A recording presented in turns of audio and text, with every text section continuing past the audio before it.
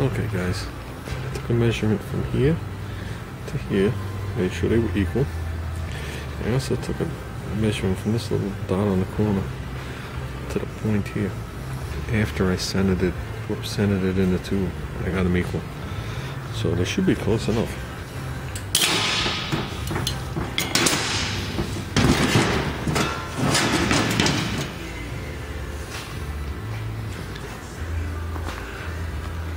By eye, they look good. So, there we go. That should give me a nice area to put the tire. That should be more than sufficient. And hopefully I don't have to grind them all back off. Okay, that's what we had, guys. I want to bring it down to like in that zone. I'm going to put the forks back on to make sure I could do it. So, not much holding this one on. I didn't damage the piece. It's got to get in there and clean. So, we're getting there, guys. We're getting. Okay, so we ditched the plate. We put in these plates with the benzene for strength, front motor, rear motor. We made up the new plates for the back to remount the axle up over here, sit up down over here where it was. Those are all done. Took the headset here, lowered it down 1.5 inches. So this was originally up over here. Lowered down 1.5 inches to really give the bike a rake. So we lowered the back down 1.5 inches. I think it's going to wind up. Raise this 1.5 inches, so it really should tweak the frame back down. What we're going to do with the seat mounts and stuff, and this is for a switch or something. I'm not sure. We'll leave them on there for now. And there you go, guys.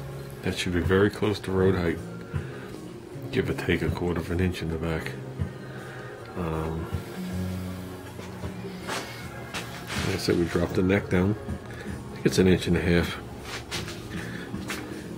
Move the wheel up and back.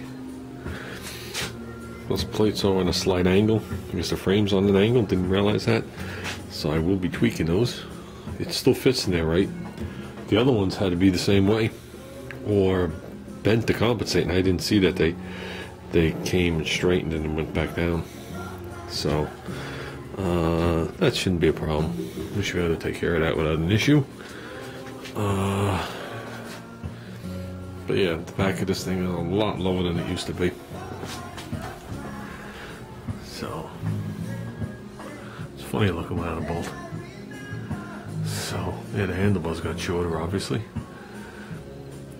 So that's good.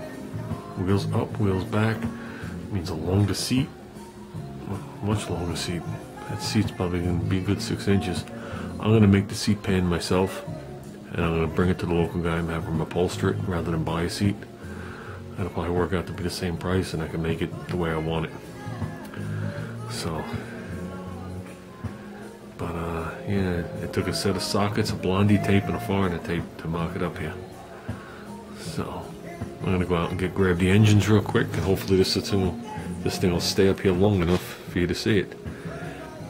So, and I think the front forks look a lot better. They actually don't look like choppery forks. Forgot to take off the brace. I think I'm going to do a rear fender. This is the one of the two fenders.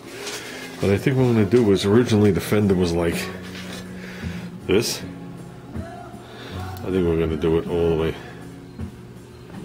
like that. So that's the way I like a fender. I think it should end at the top of the tire. So maybe we'll do something like this. We'll see what we could do. Sure, I can handle that. So let me go grab the engines. There you go, guys. Rough mock-up right here. It's about what a motor should be, technically. This engine's gonna, whoops, we're gonna put in a Allen-headed bolts plug. Bring it down.